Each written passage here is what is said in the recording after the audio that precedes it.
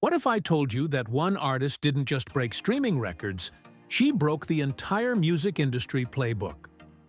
While most singers are controlled by labels, Taylor Swift flipped the script, took back her power, and built a billion-dollar empire.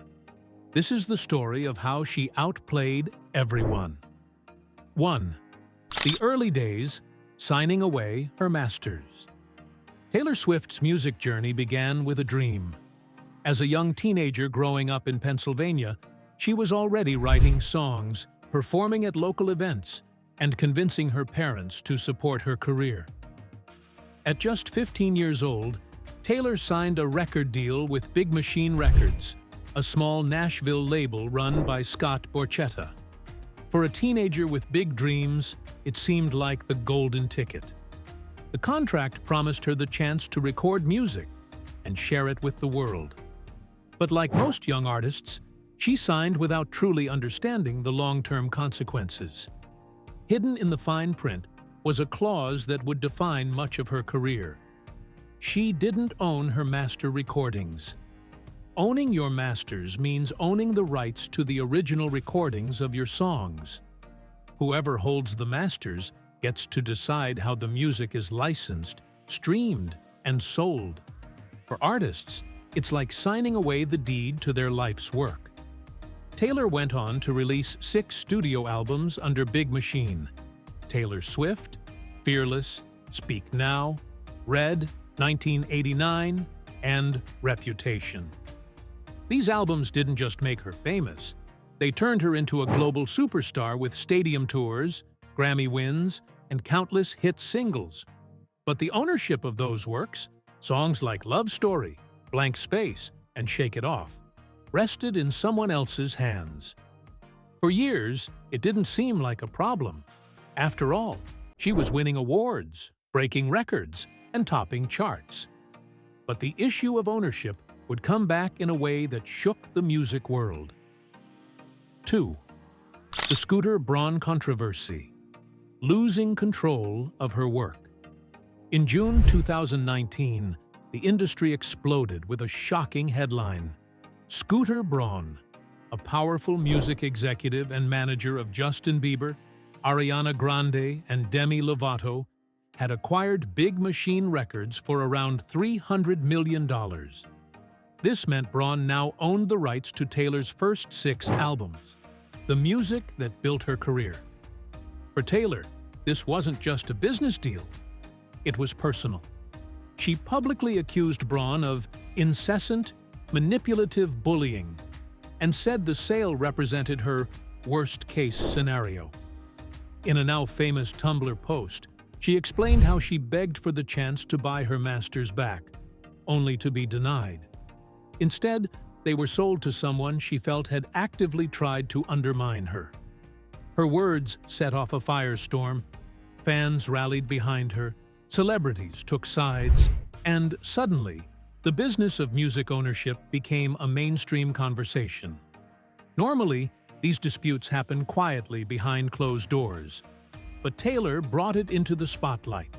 Suddenly, casual fans were learning about how labels exploit artists, how contracts strip away rights, and how the music industry often traps young stars. This wasn't just a feud between Taylor and Braun. It became a cultural moment. 3. The power move. Re-recording her albums. Most artists would have had no choice but to accept the situation. But Taylor Swift isn't most artists. She studied her contract carefully and found a loophole. After a certain period of time, she was legally allowed to re-record her old songs. That meant she could recreate her albums, note for note, and own these new masters outright. And so, Taylor's version was born. At first, critics scoffed. Why would fans listen to re-recorded versions when the originals already existed? But what those critics underestimated was the bond between Taylor and her fan base. Swifties saw this as more than music. It was about justice. Supporting Taylor's version became an act of loyalty, a way of helping their idol reclaim what was stolen. The results were staggering. Fearless, Taylor's version, debuted at number 1 on the Billboard 200 in April 2021. Red, Taylor's version, shattered Spotify records for the most streamed album in a single day by a female artist. Her version of All Too Well, 10-minute version, not only went viral, but debuted at number 1 on the Billboard Hot 100, making it the longest number 1 hit in history. Each re-recording wasn't just a business move, it was a cultural event. Fans treated release nights like holidays, staying up to stream, dissect lyrics, and celebrate together online. By re-recording, Taylor not only reclaimed her art, but also generated hundreds of millions in new revenue. She had turned what could have been a career setback into a billion-dollar chess move. 4. Owning her narrative. Turning fans into a movement. What makes Taylor different isn't just the music, it's how she frames her story. Instead of quietly re-recording and moving on, she turned the process into a movement. She explained to fans why ownership mattered, educating millions of young people on contracts, exploitation, and creative control. Through cryptic hints, Easter eggs, and carefully crafted social media messages, she invited fans to join her in the battle. Every release was wrapped in storytelling. Every lyric drop was treated like a puzzle for fans to solve. Taylor made her supporters feel like they weren't just buying an album, they were taking part in history. Fans refused to stream the old versions owned by Braun's company, choosing instead to champion Taylor's cause. This strategy transformed her fans into her strongest weapon. They weren't just listeners, they were an army. And together, they turned Taylor's fight for ownership into one of the biggest cultural conversations of the decade. 5. Building an empire beyond the music. Music may be the foundation of her career, but Taylor Swift didn't stop there. She built an empire. Touring dominance. Her Eras Tour became the biggest tour in history, grossing over $1 billion. Stadiums sold out in minutes, resale tickets hit thousands of dollars, and cities saw local economies boosted by Swifties traveling for shows. Economists even coined the term Swiftonomics to describe her impact on tourism, hotels, and small businesses. Merchandising power, from limited edition vinyls to themed merchandise, every Taylor release comes with exclusive drops that sell out instantly. Fans don't just attend her concerts, they wear her lyrics, buy her collectibles, and showcase her brand daily. Streaming and film deals.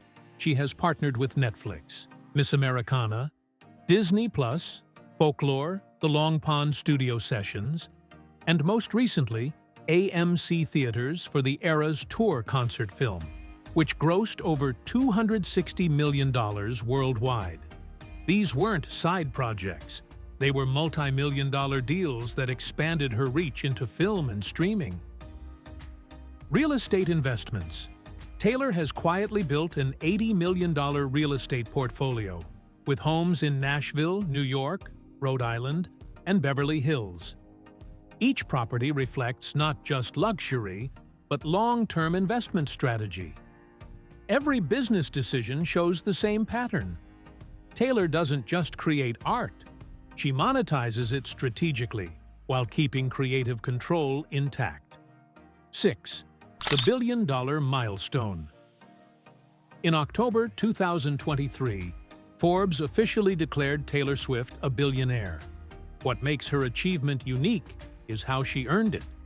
Unlike tech moguls or heirs to fortunes, Taylor built her wealth directly from her art, her writing, and her performances. Her net worth is spread across music catalog, Taylor's versions plus publishing rights, hundreds of millions. Eras Tour revenue, over $1 billion gross. Merchandise sales, tens of millions annually. Film and streaming deals, multi-million contracts. Real estate holdings, about $80 million.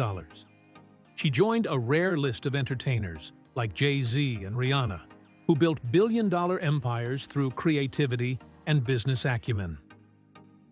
7. Cultural impact.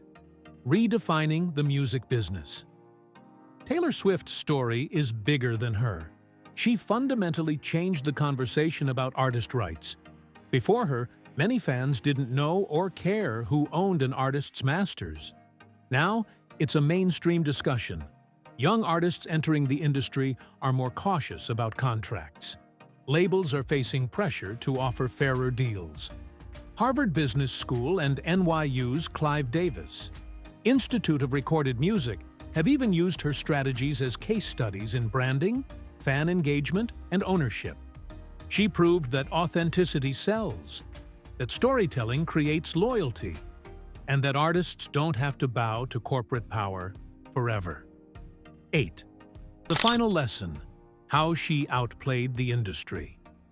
At every turn, Taylor faced obstacles that could have ended her career. She signed away her masters as a teenager. She lost control of her catalog to Scooter Braun. She was underestimated as just a pop star. But instead of folding, she turned losses into victories. She re-recorded her work, built the most profitable tour in history, expanded into multiple industries, and cultivated a fan base so loyal they became part of her strategy. In the end, Taylor Swift didn't just play the music industry's game, she rewrote the rules, and she won. So, what do you think?